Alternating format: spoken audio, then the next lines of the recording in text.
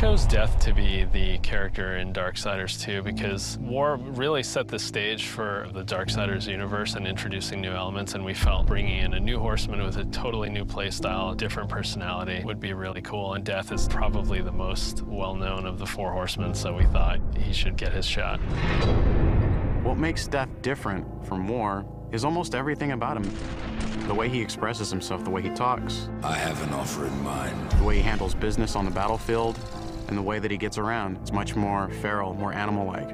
War is very much like a Force meets Force, a very head-on, steadfast, loyal-bound soldier. Death is much more of a calculated, elegant fighter, a chilling opponent on the battlefield.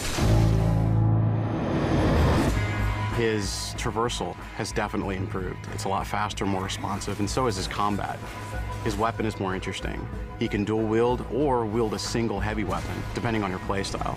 Death's primary weapon is a scythe. It's kind of a unique one. It's sort of a multi-purpose Swiss Army scythe, and he can use it with two different blades. He can attach it together to form the more traditional Reaper scythe. He can use it as a pole arm. Of course, he doesn't stop that. He'll pretty much use any weapon that's made available.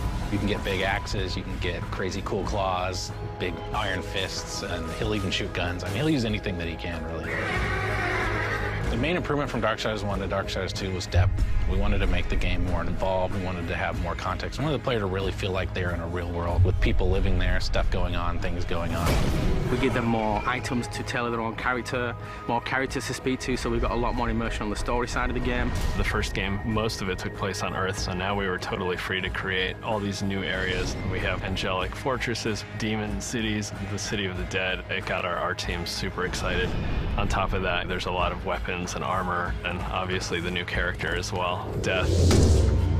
Death's the most feared, and he's one of the oldest horsemen in the fiction. They kind of look at him as a big brother. He's feared just because when he really gets down to business, he is the death dealer. That's sort of his thing. He wears his mask as an executioner's mask. That's his trade, that's his business. He takes people down. He doesn't wait for things to happen, he causes them to happen. So it's a much more aggressive style of game and a more aggressive character. I mean, I guess it's all wrapped up in his name, right? War implies some conflict, but death's the final end. Who doesn't fear that? A few words describe Death: cold and calculated. Agile, both in the way he fights and the way he deals with situations. My favorite word to describe Death is definitely arrogant. He's an opportunist. If I could describe Death in one word, it's probably badass.